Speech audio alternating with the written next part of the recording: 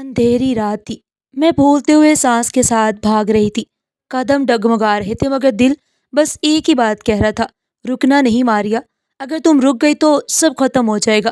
میرے پیچھے سے آتی قدموں کی آواز تیز ہوتی جا رہی تھی۔ کبھی کوئی گالی دیتا، کبھی کوئی چیخ کر میرا نام پکارتا اور کبھی ہنسی کی آواز میرے جسم میں کانٹے کی طرح اتر جاتی۔ میں نے مڑ کر دیکھا، سڑک کی دھندلی روشنی میں تین سائے میرے پیچھے دوڑتے دکھائی دے رہے تھے۔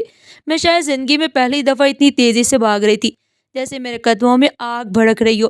میری سانس بے ترتیب ہو رہی تھی، کپڑے پھٹ چکے تھے، کوہنی سے خون رس رہا تھا، ہوا میں مٹی اڑ رہی تھی اور میری آنکھوں میں صرف ایک خوف، ایک ڈر تھا کہ کسی طرح زندہ رہ جانا، خود کو بچا لینا، ان درندوں کے ہاتھوں سے نکل جانا۔ میں نے بے اختیار کہا، یا اللہ مجھے بچا لے۔ میں نے کسی کا کیا بگاڑا تھا؟ سڑک تنگ ہوتی جا رہی تھی مگر میں رکنے کا تصور بھی نہیں کر سکتی تھی۔ اچانک مجھے دور سے دھندلے ہیڈ لائٹس دکھائی دیے۔ میں نے رفتار بڑھا دی۔ جیسے جیسے میں قریب پہنچی ایک بڑا ٹرک نظر آیا جس میں مزدور سامان لوڈ کر رہے تھے۔ ٹرک کے پیچھے بوریوں کے ڈھیر لگے تھے، کچھ لکڑی کے گریٹ، کچھ کارٹن، ایک طرف لوہے کی زنجیریں لٹک رہی تھی۔ میں نے ایک لمحے کو سوچا بھی نہیں، میرے پاس وقت ہی کہاں تھا۔ میں سیدھے ٹرک کے پیچھے دوڑی اور بوریوں کے درمیان خود کو گھسا لیا۔ پھول ناک میں بھر گئی، بوریوں کے سخت داغے جلد میں چبھنے لگے مگر میں بالکل ساکت ہو گئی، جیسے سانس لینا بھی جرم ہو۔ وہ ادھر گئی ہے، پیچھے سے ایک بھاری آواز اٹھی۔ میرا دل زور سے دھڑکا۔ میں نے آنکھیں بند کر لی اور دعا کی، یا اللہ ان کی نظر ادھر نہ پڑے۔ میں نے اپنی دھڑکن پہلی بار اتنی بلند سنی جیسے وہ پوری دنیا کو میرا ٹھکانہ بتا رہی ہو۔ ادھر ٹرک کے پاس دیکھو، دوسرا بولا۔ میرے وجود میں سنسنی دوڑ گئی، میں بوری کے اندر اور دب گئی۔ باہر ان کے قدموں کی چاپ اور بھاگتے مزدوروں کی آوازیں سنائی دے رہی تھی۔ کسی نے پوچھا، اوئے کسی عورت کو دیکھا ادھر سے گزرتے؟ مزدور نے ڈرتے ہوئے کہا، نہیں بھائی، ہم تو اپنا کام کر رہے ہیں، جھوٹ بول رہے ہو تم۔ وہ چلایا۔ میں نے مزدور کی لرزتی آواز سنی تو خوف کے ساتھ شرمندگی بھی محسوس ہوئی۔ میرے پیچھے پڑے لوگوں کی وجہ سے بے قصور لوگ بھی پریشان ہو رہے تھے مگر میرے پاس کوئی دوسرا راستہ نہیں تھا۔ چند لمحے گھنٹوں کی طرح گزر گئے، پھر اچانک ایک آدمی بولا، چل چھوڑ، آگے دوڑ گئی ہوگی۔ ان کے قدموں کی آوازیں دور ہوتی گئی۔ میں نے ہلکی سانس لی مگر دل اب بھی پوری قوت سے دھڑک رہا تھا۔ کچھ دیر بعد ٹرک ڈرائیور کی آواز آئی، بس کر دو لوڈ، نکلنا بھی ہے۔ مزدور نے جواب دیا، استاد تھوڑا سا رہ گیا۔ میں بوری کے پیچھے لرزتے ہاتھوں سے دامن پکڑے بیٹھی رہی۔ ہر لمحہ لگتا تھا کوئی میرا پردہ کھینچ کر مجھے باہر کھڑا کر دے گا، جیسے اندھیرا بھی میرا دشمن ہو۔ لوڈنگ مکمل ہوئی، زنجیر بند گئی اور چند لمحوں بعد ٹرک کے انجن کی گڑگڑاہٹ سنائی دی۔ گاڑی ہلکی ہلی، پھر آہستہ آہستہ چلنے لگی۔ میں نے خود سے کہا، ماریا تو بچ گئی، یا شاید ابھی خطرہ باقی ہے۔ جیسے جیسے ٹرک شہر سے دور جا رہا تھا، بوریوں کی مہک، دھول کی بو، لکڑی کے گریٹوں کی چبھن، سب کچھ میرے لیے ایک عجیب سی پناہ بن گیا۔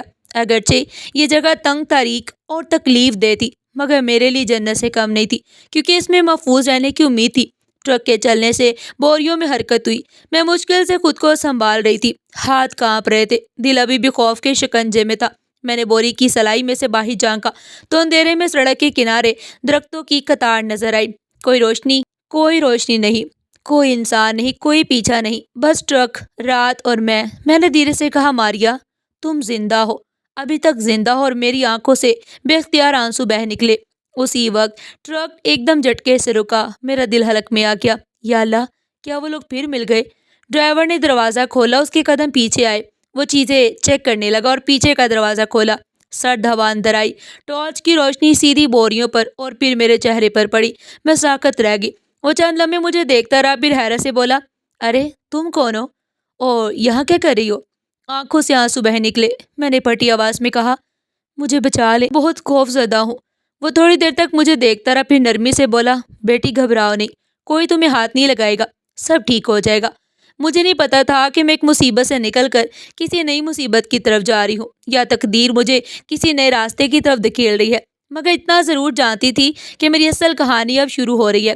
ٹرک کے پیچھے سے نکل کر جب میں زمین پر اتری تو میرے پاؤں لرز اٹھے۔ ڈرائیور مجھے حیرت اور فکر سے دیکھ رہا تھا۔ میں اس رات اتنی ٹوٹ چکی تھی کہ بولنے کی ہمت بھی نہیں تھی۔ اس نے پانی دیا اور پوچھا، بیٹی ایسی حالت میں کوئی بلا وجہ نہیں بھاگتا، کیا ہوا تمہارے ساتھ؟ اس کے سوال کے ساتھ ہی سب کچھ میرے ذہن میں پھر زندہ ہو گیا۔ میں نے آہستہ سے کہا، میں واپس نہیں جا سکتی، میرا نام ماریا عظیم ہے، میں ایسے گھر میں پیدا ہوئی جہاں خوشی کبھی کبھار غلطی سے آ جاتی تھی۔ میرے باپ کے چہرے پر ہمیشہ غصے کی لکیر رہتی تھی، نشے میں وہ اور بھی بھیانک ہو جاتا۔ میں نے بچپن سے یہ دیکھا تھا کہ ماں ہمیشہ ڈری ہوئی، تھکی ہوئی آنسوؤں میں ڈوبی رہتی۔ اس پر ہاتھ اٹھانا میرے باپ کا روز کا معمول تھا۔ جب میں چھوٹی تھی تو ماں مجھے پیچھے چھپا لیتی اور خود مار کھا لیتی۔ میں چیخ کر کہتی، اماں بس کرے، مگر وہ میرے سر پر ہاتھ پھیر کر کہتی، بیٹی بس تھوڑا سا اور برداشت کر لو، سب ٹھیک ہو جائے گا۔ مگر کچھ بھی ٹھیک نہیں ہوا۔ عثمان خاموشی سے میری باتیں سنتا رہا۔ میں نے کہا، میرے گھر میں محبت کبھی تھی ہی نہیں، جو تھا وہ صرف ڈر، لڑائی اور گالیوں کا طوفان تھا۔ اس رات میں پہلی دفعہ اپنی زندگی کسی اجنبی کے سامنے رکھ رہی تھی۔ جب میں 11 سال کی ہوئی تو میرا بھائی عظیم پڑھائی چھوڑ کر بدماش لڑکوں کے ساتھ اٹھنے بیٹھنے لگا۔ دن بھر لڑائی جھگڑا، رات کو گھر آ کر شور شرابہ۔ میں اپنی کتابوں میں پناہ لینے کی کوشش کرتی، مگر گھر کا ماحول اتنا زہریلا تھا کہ پڑھائی میں دل ہی نہیں لگتا تھا۔ مجھے وہ دن اب بھی یاد ہے جب میں نے پہلی دفعہ سمجھا کہ میری زندگی دوسروں جیسی نہیں ہے۔ اسکول میں جب سب بچے اپنے والدین کی اچھی باتیں کرتے تھے تو میرے پاس کہنے کو کچھ نہیں ہوتا۔ کوئی کہتا، میرے ابو مجھے نئی کتابیں لے کر دیتے ہیں، مگر اندر کی خالی جگہ کوئی نہیں دیکھ پاتا۔ جب کلاس میں کوئی کہتا ہم سب کل پکنک پر جا رہے ہیں تو میں مسکرا کر کہتی، ہاں میرے ابو بھی بہت اچھے ہیں۔ میری وہ چھوٹی سی مسکراہٹ میرے اندر چھپی چیخوں کو چھپانے کی ناکام کوشش ہوتی ہے۔ یہ مسکراہٹ صرف ایک نقاب نہیں تھی جسے میں نے برسوں تک اپنے چہرے پر سجائے رکھا۔ اس ماں نے سر جھکا لیا، جیسے ہر لفظ کے ساتھ میرے ماضی کا وزن اس کے کندھوں پر بھی اتر رہا ہو۔ میں نے نظر چرائی اور اپنی بات جاری رکھی۔ جیسے جیسے میں بڑی ہوتی گئی، گھر کی فضا زہر آلود ہوتی گئی۔ بھائی کی سرگرمیاں جرم کی دہلیز پر پہنچ گئی۔ وہ اکثر خالی جیب گھر آتا، مگر اس کے پاس ہمیشہ نیا فون یا نئے کپڑے ضرور ہوتے۔ ابو بھائی کو ڈانٹتے، مگر بھائی کبھی سننے والا نہیں تھا۔ کئی دفعہ وہ گھر میں بندوق لے کر داخل ہوا اور ماں خوف سے کپ کپاتی رہتی۔ میں ماں سے کہتی، اماں کہیں اور چلتے ہیں، مگر وہ تھکے ہوئے لہجے میں کہتی، بیٹی عورت کے پاس اتنی طاقت نہیں ہوتی کہ تنہا گھر چھوڑ سکے۔ میں روتے ہوئے کہتی، مگر ہم بھی انسان ہیں، خوف کی سزا ہمیں کب تک ملتی رہے گی؟ ماں بس کہتی، قسمت میں جو لکھا ہے وہی ہوگا۔ مگر میں ان لوگوں میں سے نہیں تھی جو اندھا دھند تقدیر مان لے۔ شاید میرے اندر وہ ضد تھی جس نے بھاگنے کا حوصلہ دیا۔ ایک دن اسکول سے آتے ہوئے میں نے گھر کے دروازے پر بھائی کے دوست عمیر کو دیکھا۔ اس کی نظریں میرے وجود پر پھسلتی محسوس ہوئی۔ میں گھبرا کر دوپٹہ سختی سے لپیٹا اور آگے بڑھنے لگی تو اس نے میرا راستہ روک لیا۔ کہاں جا رہی ہو ماریا؟ اس نے غلیظ لہجے میں پوچھا۔ میں نے سختی سے کہا، ہٹو میرے راستے سے۔ وہ مکروہ ہنسی ہنسا اور بولا، ڈر کیوں رہی ہو؟ بس تھوڑی سی بات کرنی تھی۔ اس کا چہرہ میرے اتنے قریب آ گیا کہ اس کی سانس کی بدبو میرے ہوش اڑا گئی۔ اس کی آنکھوں کی وحشت نے میرا پورا وجود لرزایا۔ میں جھٹکے سے پیچھے ہوئی اور بھاگ کر گھر میں داخل ہو گئی۔ اندر جاتے ہی چیخ کر کہا، اماں بھائی عمیر نے مجھے پکڑنے کی کوشش کی۔ ابو اندر سے نکلے، نشے میں ڈگمگاتے ہوئے۔ میری بات آدھی بھی نہ سنی اور دھاڑے، چپ کر بدتمیز لڑکی، ہمیشہ ڈرامے کرتی رہتی ہے۔ میں ساکت رہ گئی۔ میں نے روتے ہوئے کہا، ابو میں جھوٹ نہیں بول رہی۔ ابو نے زور سے تھپڑ، اماں نے بیچ بچاؤ کرنے کی کوشش کی، مگر ابو نے اسے بھی دھکا دے دیا۔ عمیر باہی کھڑا ہنسا رہا۔ میرے گھر والوں نے میری بات پر یقین نہ کیا۔ اسی لمحے میں نے سمجھ لیا کہ میں اس گھر میں صرف ایک جسم ہوں، انسان نہیں۔ اس ماں نے آہستہ سے پوچھا، تو پھر اسی رات تم بھاگ گئی؟ میں نے سر جھکا کر کہا، ہاں۔ اس رات جب میں اپنے کمرے میں رو رہی تھی، باہر بھائی کے دوستوں کی آوازیں سنائی دی۔ ایک بولا، عمیر کہتا ہے ماریا کل نظر آئے تو پکڑ لینا، آج حساب پورا کرنا ہے۔ میرا دل رک گیا، میں کانپنے لگی، خوف پورے جسم میں اترتا جا رہا تھا۔ میں ماں کے کمرے میں گئی، وہ شاید تھکن سے بے حال سو رہی تھی۔ میں نے آخری بار اس کا ماتھا چوما، چند کپڑے لپیٹے اور کھڑکی سے باہر نکل گئی۔ گھر کے پیچھے کی تنگ گلی مکمل اندھیرے میں ڈوبی تھی۔ میں بھاگی، پھر بھاگتی ہی گئی جب تک ٹرک تک نہ پہنچ گئی۔ میں نے عثمان سے کہا، اگر میں اس رات نہ بھاگتی تو صبح تک زندہ نہ رہتی۔ عثمان نے نرم لہجے میں کہا، بیٹی تم نے صحیح کیا، ہر انسان کو اپنی جان اور عزت بچانے کا حق ہے۔ میں نے دھیرے سے کہا، وہ سب پیچھے رہ گئے، مگر زخم ابھی بھی دل میں جل رہے ہیں۔ پہلی دفعہ میں نے کسی کو اصل کہانی سنائی تھی، مگر میرے لیے صرف کہانی نہیں، وہ آگ تھی جس نے مجھے مجبور کیا بھاگنے پر، اور اس آگ کے شعلے اب بھی میرے پیچھے بھڑکتے ہیں۔ ٹرک جب سنسان مقام پر رکا تو میں خوف سے چیخی۔ اندھیرے میں کھلنے والا دروازہ اور ٹرک کا اچانک رک جانا مجھے پھر اسی خوف میں دھکیل گیا۔ میں تیزی سے باہر نکلی اور گھٹنوں کے بل گری، بری طرح کانپنے لگی۔ عثمان نے فوراً ٹارچ میری جانب کی اور گھبرا کر پوچھا، بیٹی کیا ہوا، تم ٹھیک ہو؟ اس کی آواز میں شک نہیں، پریشانی صاف جھلک رہی تھی۔ یہی چیز مجھے حیران کر رہی تھی۔ میں ہانپتے ہوئے بولی، مجھے لگا شاید وہ لوگ پیچھا کرتے ہوئے یہاں بھی آ جائیں گے۔ عثمان نے سمجھنے کی کوشش کی، پھر اس نے سیٹ کے پیچھے سے کمبل نکالا اور مجھے لپیٹ دیا، پھر بولا، ठंड है, कपड़े भी फटे हुए हैं, बैठ जाओ, कुछ पानी पी लो। मैंने कांपते हाथों से बोतल पकड़ी, चंद घूंट लिए और उसके बेजरा रवैये पर हैरत होती रही। उसने कोई गैर जरूरी सवाल नहीं किया, ना कोई इल्जाम, ना तफ्तीश, बस खामोशी से मेरा ख्याल रखता रहा। फिर उसने छोटा चूल्हा निकाला, मिट्टी का प्याला रखा और चाय बनानी शुरू की। मैंने हैरत से पूछा, क्या आप यहाँ चाय भी बना लेते हैं? उस्मान ने हल्का सा मुस्कुरा कर कहा, बेटी, जो आदमी सड़कों पर जिंदगी गुजारता है ना, वो सब कुछ करना सीख जाता है। चाय की बाप माहौल में हल्की सी खुशबू फैला रही थी। उसने कप मेरी तरफ बढ़ाया और कहा, पी लो, शायद सुकून महसूस हो जाए। मैंने कप पकड़ा और धीरे से कहा, शुक्रिया, आज बहुत डर लगा। वो नरम अंदाज में बोला, डरो नहीं, मेरे साथ हो तो कोई हाथ नहीं लगा सकता। मैंने पहली बार उसके थके मगर नरम चेहरे को गौर से देखा। उसकी आंखों में धड़कन भी थी और अजीब सी शफकत भी। चाय पीने के बाद उसने कहा, चाहो तो ट्रक के अंदर जाकर आराम कर लो, मगर मैंने सर हिला दिया। मैंने कहा, मैं अभी सो नहीं सकती। वो खामोश रहा, फिर हल्के से बोला, मेरी ज़िंदगी भी आसान नहीं, मैं भी एक दिन अपने हालात से मजबूर होकर घर छोड़ आया था। मैं चौंक कर बोली, आप भी? उसने आहिस्ता से कहा, बेटी, ज़्यादातर लोग जो रातों को सड़क पर होते हैं वो घर से भागे होते हैं, कुछ जुल्म से, कुछ गुर्बत से। मैं गुर्बत से भागा। मैं गाहे बगाहे घर फ़ोन कर लेता हूँ मगर वापस नहीं जा पाता। मैंने धीरे से कहा, तो हम दोनों भागे हुए लोग हैं। उस्मान ने हंस कर कहा, हाँ, मगर जिंदा लोग कभी कभी भाग जाना मरने से बेहतर समझते हैं। मैं खामोश रही, उसकी बात दिल में उतर गई।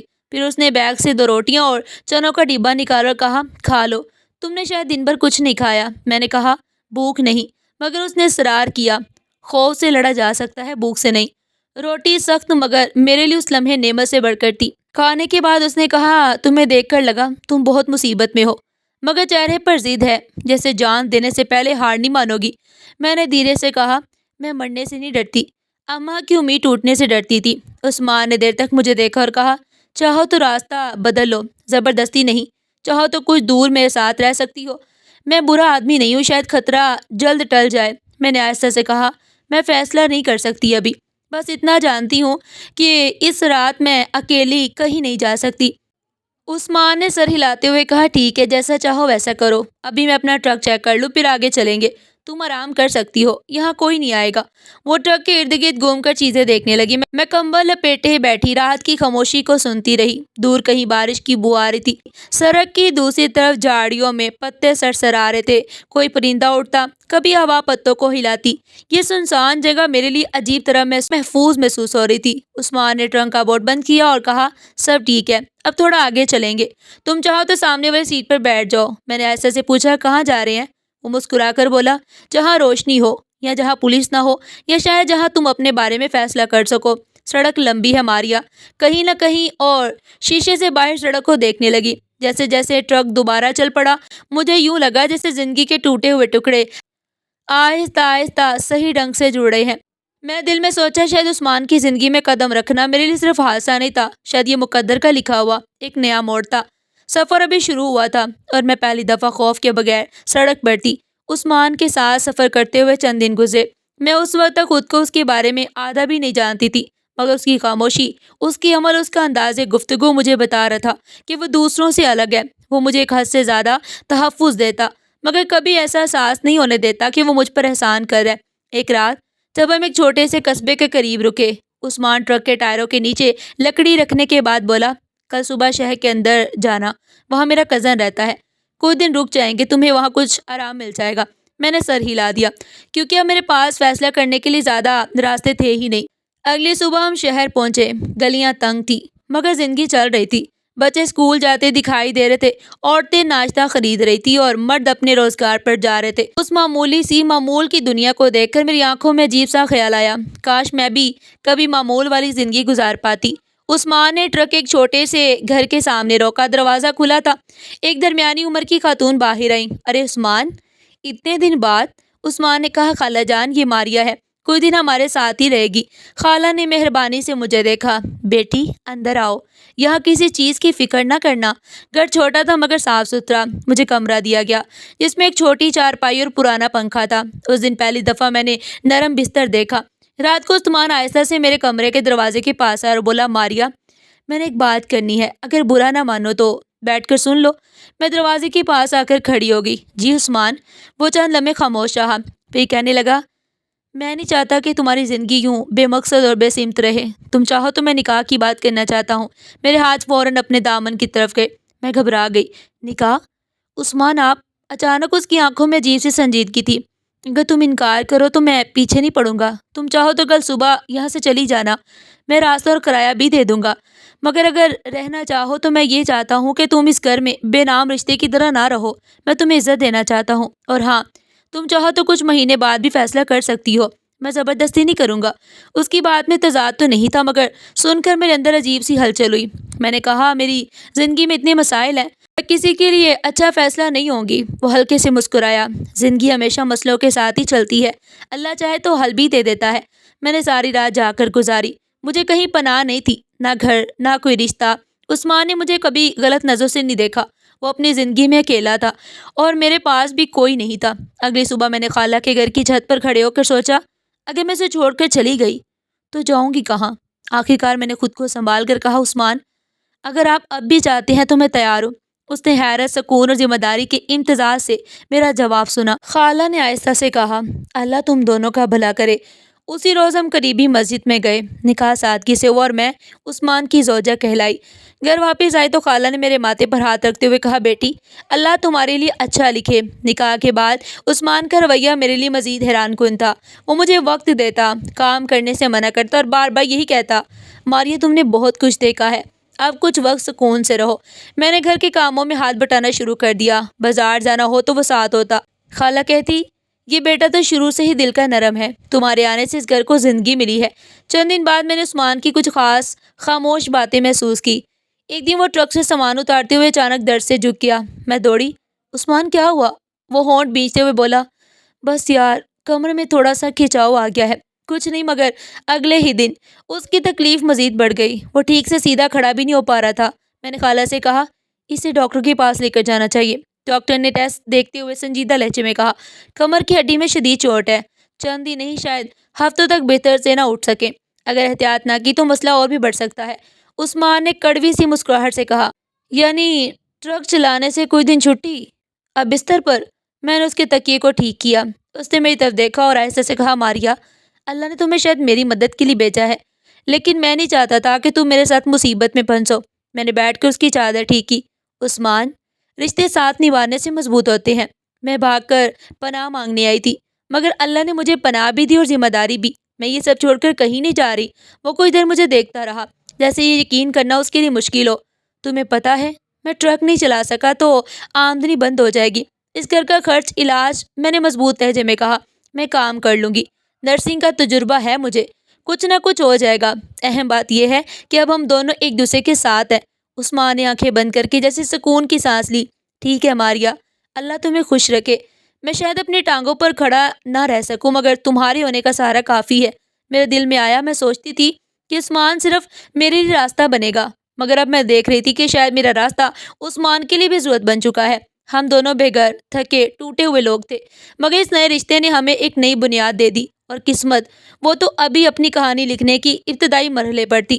آگے کیا ہونے والا تھا ہمیں پتہ نہیں تھا، بس اتنا جانتی تھی کہ میرے حصے کے سکون نے ابھی امتحانوں کا دروازہ کھولا ہی تھا۔ عثمان کی چوٹ کے بعد گھر کی ذمہ داریاں اچانک میرے کندھوں پر آ گئیں۔ ڈاکٹر کے مطابق عثمان کو چند ہفتے نہیں بلکہ کئی مہینے آرام کی ضرورت تھی۔ اس دوران نہ وہ ٹرک چلا سکتا تھا، نہ کھڑے ہو کر کوئی کام۔ میں نے خالہ کے سامنے بیٹھ کر صاف لفظوں میں کہا، خالہ جان، میں کل سے نوکری تلاش کروں گی، گھر چلانا ضروری ہے۔ خالہ نے میرے سر پر ہاتھ رکھا اور کہا، بیٹی، تمہارے قدموں میں برکت ہو، اللہ تمہارے لیے آسانیاں کرے۔ میں نے پچھلی نوکری کے کاغذات نکالے، اپنے پاس موجود چند سندیں اور تجربہ نامہ سنبھالا، پھر اگلے دن شہر کے بڑے اسپتال کا رخ کیا۔ ڈائریکٹر نرسنگ نے میرا مختصر انٹرویو کیا۔ جیسے میں نے بتایا کہ میں پہلے ڈیلیوری وارڈ میں کام کر چکی ہوں، انہوں نے فوراً کہا، ہمیں اسٹاف کی کمی ہے، اگر تم فوراً جوائن کر سکتی ہو تو بہتر ہوگا۔ میں نے بے اختیار شکر ادا کیا اور کہا، جی، میں آج سے بھی کر سکتی ہوں۔ وہ مسکرائیں، اتنی جلدی؟ میں نے سر جھکا کر کہا، گھر میں بیمار شوہر ہے، ذمہ داری ہے۔ اسی شام میں نے ڈیوٹی سنبھالی۔ وارڈ کے دروازے کے باہر ہی ایک دبلی، جھریوں بھرے چہرے والی بوڑھی عورت جھاڑو سنبھالے کھڑی تھی۔ اس نے مجھے دیکھا اور بولی، ارے، نئی نرس آئی ہے، اللہ خیر کرے۔ بیٹی، وارڈ آسان نہیں ہوتا۔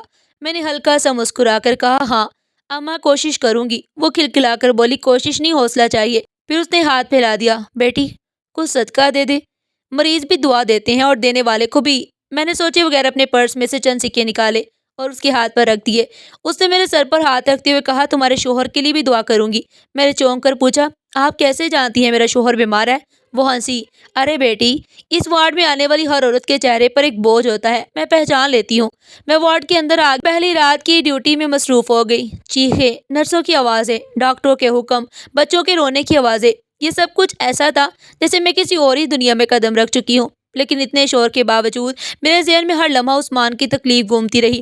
ہر گھنٹے کی ڈیوٹی کے ساتھ میری ٹانگیں تھکنے لگتی، مگر گھر کے حالات مجھے روکنے نہیں دیتے تھے۔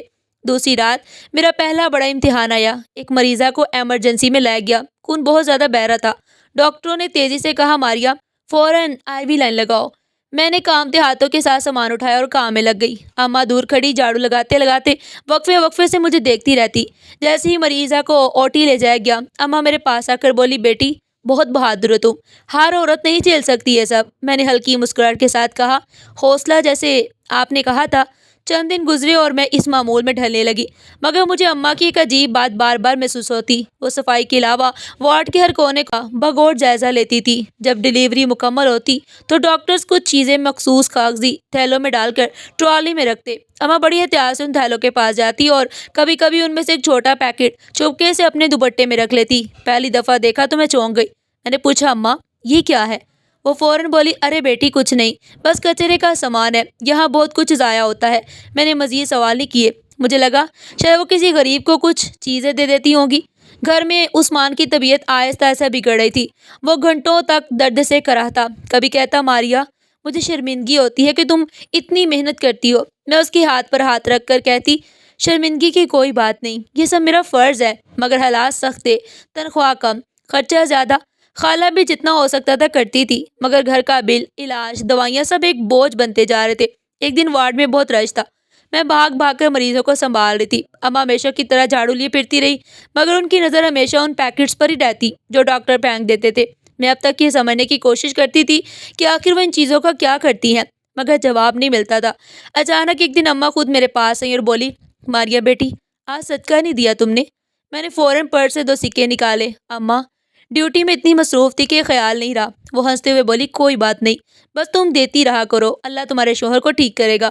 اسی رات جب میں ڈیوٹی مکمل کر کے وارڈ سے باہر نکلی، اماں بھی باہر نکلی، میں تھکی ہوئی تھی، مگر پھر بھی پوچھ بیٹھی، اماں، آپ سارا دن اتنی محنت کرتی ہیں، گھر میں کون ہے آپ کے؟ اماں نے قدم روکے، پھر دھیمی آواز میں بولی، میرا تو بس اللہ ہی ہے دنیا میں، کوئی نہیں اور، مگر اللہ نے مجھے ہاتھ دیا ہے، ہمت دی ہے، بس اسی پر گزارا چل رہا ہے۔ میں نرم لہجے میں بولی، آپ چاہیں تو میرے گھر کے قریب رہ سکتی ہیں، خالہ آپ کو پسند کریں گی۔ اماں نے عجیب سی مسکراہٹ کے ساتھ جواب دیا، نہیں بیٹی، میرا راستہ تم لوگوں سے الگ ہے۔ الگ کیسا راستہ؟ وہ آگے بڑھتے ہوئے بولی، وقت آنے پر سب سمجھ جاؤ گی، ابھی جوان ہو، دنیا دیکھو۔ میں حیران رہ گئی۔ اماں کی باتوں میں کچھ ایسا تھا جو سیدھا سیدھا سمجھ نہیں آتا تھا۔ وہ ہر بات جانتی بھی تھی اور چھپاتی بھی تھی۔ ایک دن میں نے اسے تھیلوں میں ہاتھ ڈالتے دیکھا، میں دھنگ رہ گئی۔ میں قریب گئی تو وہ چونک کر پیچھے ہٹ گئی۔ میں نے پوچھا، اماں، یہ کیا نکال لیتی ہو؟ وہ گھبرا کر بولی، کچرا بیٹی، کچھ نہیں۔ لیکن ان کے دوپٹے میں چھپی چیز کے وزن سے صاف پتہ چل رہا تھا کہ وہ کچرا نہیں تھا۔ میں نے اس وقت کچھ نہیں کہا، صرف سوچتی رہی کہ عورت کیا کر رہی ہے اور کیوں۔ مجھے اندازہ نہیں تھا کہ اماں کے دوپٹے کی یہ شکنیں، ان میں چھپی چیزیں اور ان کا یہ اصرار کل کو میری پوری زندگی کا رخ بدل دیں گے۔ مگر اس رات میں صرف اپنے گھر، اپنے بیمار شوہر اور اپنی تھکی ہوئی ہڈیاں لے کر گھر واپس آ گئی۔ مجھے نہیں پتا تھا کہ میں کس طوفان کے دہانے پر کھڑی ہوں۔ ہسپتال کی ڈیوٹی اپنے معمول کی تھکن کے ساتھ ختم ہوئی۔ میں وارڈ سے نکل کر باہر کی طرف چل رہی تھی۔ روشنی کم تھی، شام گہری ہو رہی تھی اور ڈیوٹی کے لباس پر خون کے دھبے مجھے یاد دلا رہے تھے کہ آج بھی کئی کیسز نے میرا دماغ جھنجھوڑ دیا تھا۔ میں نے سوچا، عثمان کی دوائیں لینا نہ بھولوں۔ جیسی میں مرکزی دروازے سے باہر نکلی، میری نظر ایک شاندار چمکتی گاڑی پر پڑی۔ گاڑی رکی، لائٹس بند ہوئی، دروازہ کھلا اور باہر نکلی اماں۔ میں ٹھٹک گئی۔ وہی اماں، جھریوں والا چہرہ، مگر ہاتھ میں مہنگا بیگ، پاؤں میں برانڈڈ جوتے، دوپٹہ بے داغ۔ میں ہکا بکا اسے دیکھتی رہ گئی۔ وہ میرے قریب آئی اور بولی، بیٹی، ڈرنے کی ضرورت نہیں، میں کوئی بھوت نہیں، مگر ہاں، تمہارے خیال کے مطابق شاید میں وہ بھی بن سکتی ہوں۔ میں نے گھبرا کر کہا، اماں، یہ گاڑی، یہ سب؟ وہ پاس آ کر آہستہ سے بولی، کل صفائی کے وقت کچرے پر زور سے غور کرنا، میں وہ چیز اٹھاتی ہوں جو لاکھوں کی کمائی دیتی ہے۔ میرے ہاتھ میں پکڑا بیگ تقریباً گر گیا۔ لاکھوں कचरे से? मैं बेख्तियार पूछा। क्या चीज़ अम्मा? अम्मा ने मुस्कुराकर कहा, बेटी, राज वही होता है जो वक्त आने पर खुल सके। तुम अभी तैयार नहीं हो। मैं साकत खड़ी उसे देखती रही। वो रोशनी वाले हिस्से में चली गई। ड्राइवर दरवाजा खोल रहा था। गाड़ी चलने लगी तो अम्मा ने शीशा नीचे किया और बोली, मारिया, पूल देखना, लेकिन याद रखना, जो लोग कचरे को चुनते हैं वो कभी कचरे के नहीं होते। गाड़ी दूर चली गई। मैं जैसे पत्थर बन गई। घर पहुंची तो खाला रोटी बना रही थी। उन्होंने मुझे देखकर पूछा, मारिया, क्या हुआ? मैंने थके हुए लहजे में कहा, खाला, आपको पता है अम्मा बाहर कैसे जाती हैं? खाला चौंक कर बोली, कौन सी अम्मा? मैंने कहा, वही सफाई वाली अम्मा। आज मैंने उसे महंगी गाड़ी से उतरते देखा। खाला ने गहरी सांस ली और बोली, बेटी, दुनिया में दो तरह की गरीबी होती है, एक वो जो दिखाई देती है और एक वो जो छुपी होती है।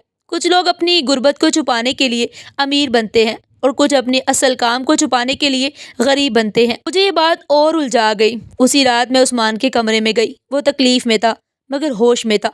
मैंने उसे पूछा, उस्मान, आपको अम्मा के बारे में कुछ पता है? वो थकान के साथ बोला, अम्मा वो सफाई करती हैं। बस? क्यों?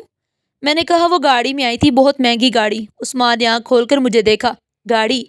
वो एक दौलतमंद शख्स की तरह निकली थी और कह रही थी कि वो कचरे के पास आकर चीज़ें उठाती हैं और छुपाती हैं। उस्मान ने सर हिलाया। मारिया, कभी कभी लोग ऐसे कामों में होते हैं जिनकी हमें खबर भी नहीं होती। तुम अपना दिमाग ज़्यादा ना लगाओ, अपना ध्यान रखो। मैंने हाँ की, मगर दिल मुतमईन नहीं था। अगली सुबह जब मैं अस्पताल पहुंची तो वार्ड में मामूल की रौनक थी। डॉक्टर मरीजों को देख रहे थे, नर्सें दवाइयों के रिकॉर्ड मुकम्मल कर रहे थे।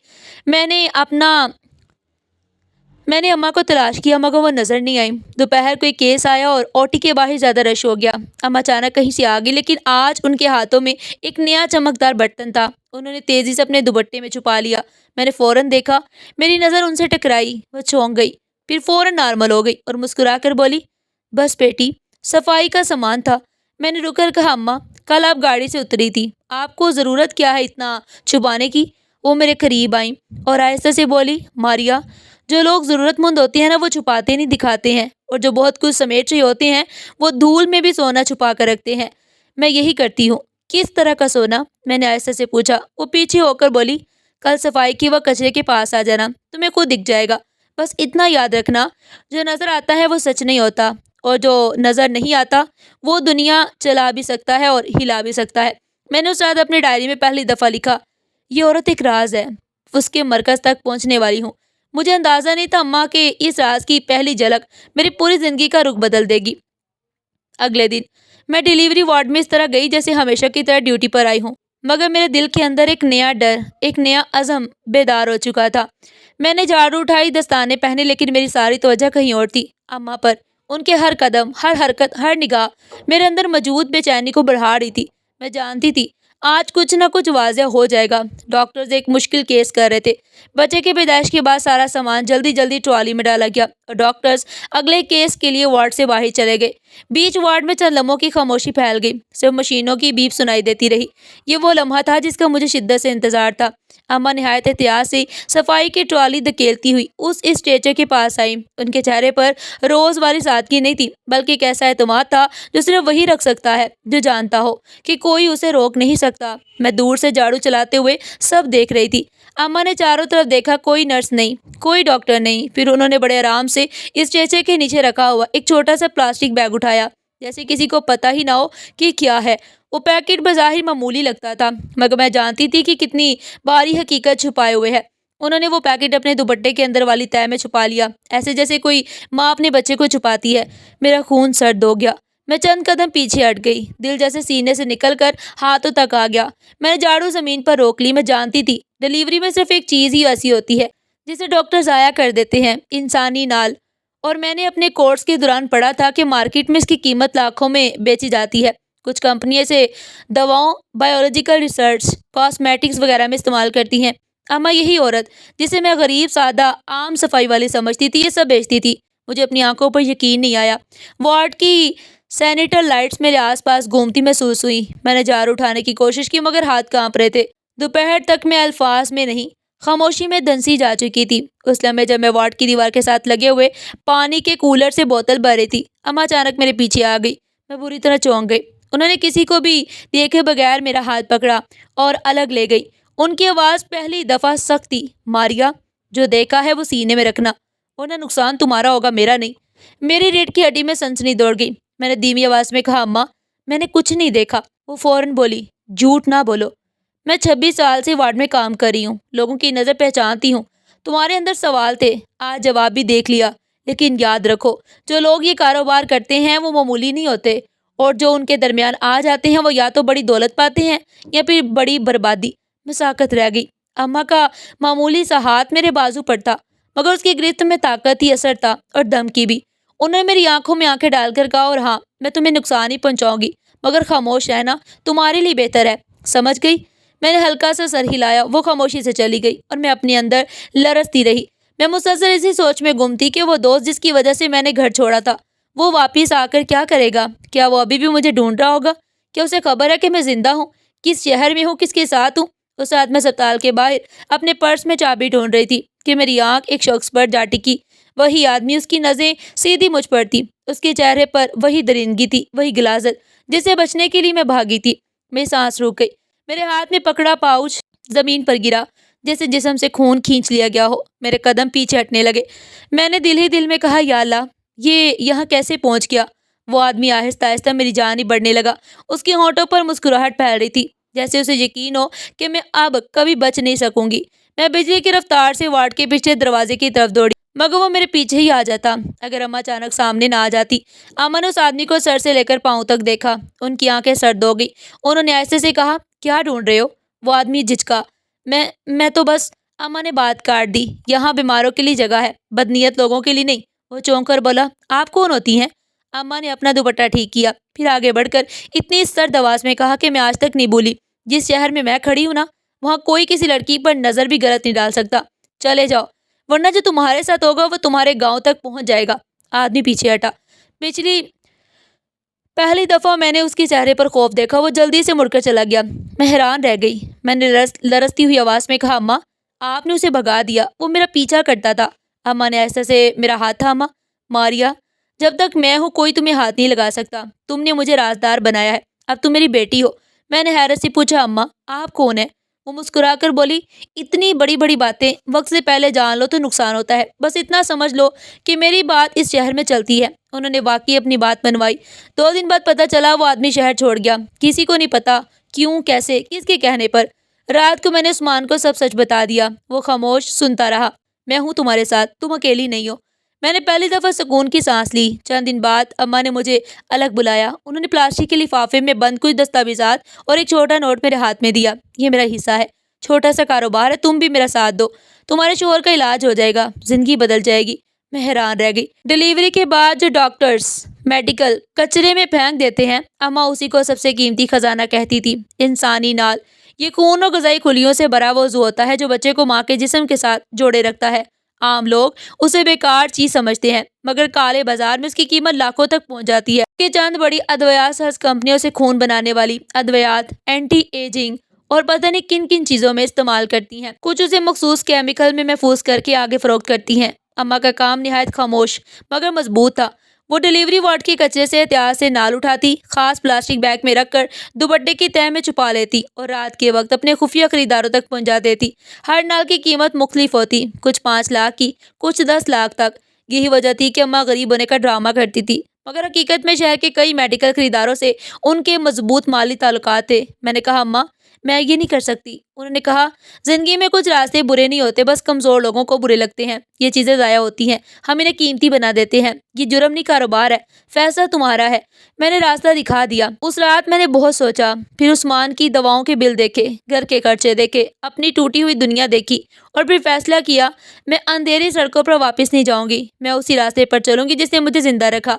आज मैं ये सब अपनी जुबानी लिख रही हूँ, क्योंकि मैं जानती हूँ जुल्म से भागने वाले को कभी कभी निजात वहां से मिलती है जहाँ उम्मीद भी नहीं होती, जहाँ लोग दिखने में गरीब मगर ताकत में शहजादे होते हैं। और अम्मा, वो मेरी जिंदगी का वो मोड़ थी जिसने मुझे बर्बादी से निकाल कर तकदीर के दूसरे रुख पर पहुंचा दिया। नाज़रीन, आपको हमारी आज की ये कहानी कैसी लगी? कमेंट सेक्शन में अपनी कीमती राय का इजहार ज़रूर कीजिएगा और इस तरह की मज़ीद सबक व मुस्कानें सुनने के लिए चैनल को सब्सक्राइब करें, वीडियो को लाइक करें और ज़्यादा से ज़्यादा शेयर करें। फिर मिलते हैं एक नई कहानी के साथ। तब तक के लिए अल्लाह हाफिज़।